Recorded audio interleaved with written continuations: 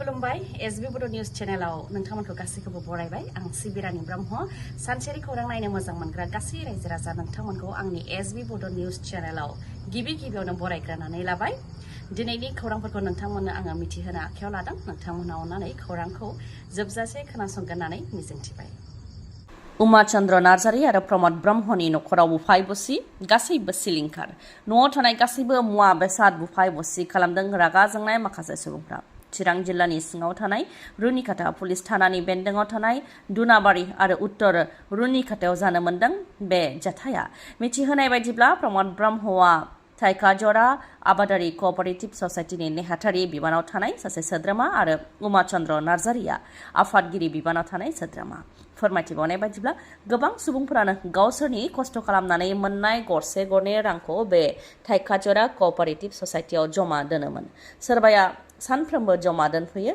माब्लाबा 200 माब्लाबा 300 बेबायदिनो गोबां सुबुंफोरानो रांखौ जमा दोनोमोन आरो राङा मेच्योर जायोबा सुद आरो आसोल जयैनो मोनलाङोमोन नाथाय रां मेच्योर जानायनि उनावबो रांखौ बिगोमाफोरनो हरनो हायैलाय आरो रांखौ होगोन होननानैल' सम बारहोनायनिलाय रागा जोंनानै सुबुंफोरा प्रमद ब्रह्म आरो उमा चन्द्र नार्जारीनि न'आव फैनानै बुफाय बुसि खालामफैदों होननानै फोरमायथियो न'आव थानाय फारसेनिफ्राय मुवा बेसाद जेरै फालें खोरखि थिं आलमिरा सफा एसि फेन बेटारि सलार थोरसि लथा चेयार टेबोल गासैखौबो फारसेनिफ्राय सिफायलांजोबदों रागा जोंनाय सुबुंफ्रा न'आव थानाय अमाखौबो बुथारनानै फुख्रियाव गारहरदों थोरसि लथा बासन बत्रखौबो फुख्रियाव गारहरदों माखासेखौ माइरं दैरं गासैखौबो गारस्रावजोबदों बेखौ फोरमायथियो एमएलए बिस्वजित दैमारी बिथाङा मन्त्रि बिदों बेनिखायनो बिस्वजित दैमारीनि हेंथा दा मिडियायाव खौरां फोसावदों बे खोथाखौ बुंथियो एमएलए अखिल गगৈ बिथाङा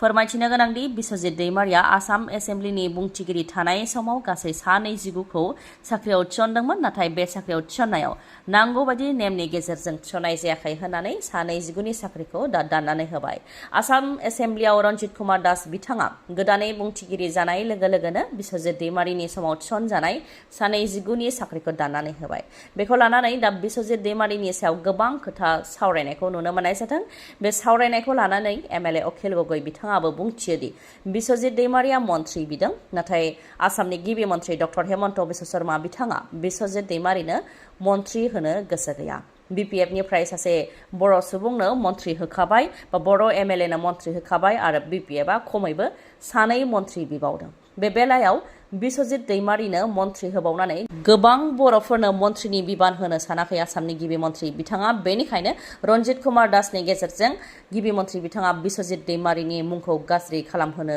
नाजादों होननानैबो बुंथियो अखिल गगैआ बेनि सायाव रन्जित कुमार दास बिथाङा बुंथियो दि आयेन बेरेखा थिसननाय जादोंना जायाखै बेखौ नायबिजिरनायनि उनावसो नुगोन आसाम एसेम्ब्लियाव नाङै स्टाफफोरखौ थिसनबाय थायोब्ला एमएलएफोरनिख्रुइ स्टाफआसो बांसिन जागोन आं जेब्ला आसाम एसेम्ब्लिनि बुंथिगिरि महरै थिसनजादोंमोन अब्ला आंबो गोजाम बुंथिगिरिया थिसननाय माखासे नाङै स्टाफफोरनि साख्रिखौ बोखारनानै होदोंमोन होननानै फोरमायथियो रन्जित कुमार दास बिथाङा बे बुहुमाव मानसि माहारियानो दि बयनिख्रुइबो गाज्रिसिन बेनि आरोबाव मोनसे फोरमान मोजां मोननाय आइजोआ फिसा थानायनि थाखाय गावजों जुलि जानो राजि जायैनि थाखाय उन्दै गथ'साखौ हायाव खुफ्लेनानै बुथारदों बे जाथाया उत्तर प्रदेशनि फिरोजाबादाव जानो मोन्दों जितेन्द्र पाठक मुंनि सासे दुथां सुबुङा राति मुंनि सासे जुलि जाखानाय आइजोखौ मोजां मोनदोंमोन आरो गावजों जुलि जानो थाखाय खावलायदोंमोन नाथाय जुलि जाखानाय आइजोआ उन्दै फिसाजो थानायनि थाखाय जुलि जानो माना खालामदोंमोन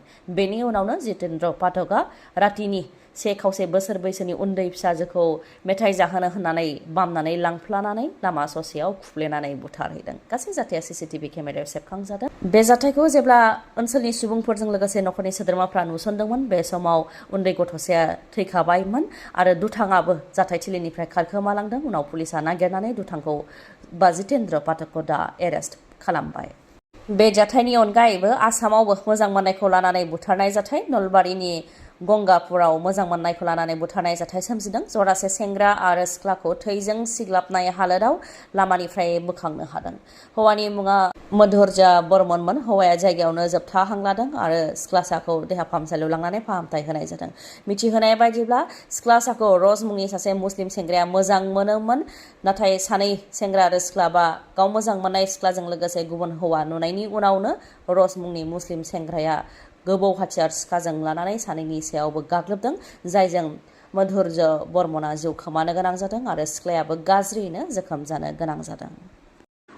रयेल चेलेन्जार्स बेंगालुरु आरसीबीआ नैथि खेबनि थाखाय आईपीएल टाइटेलखौ देरहानो हाबाय।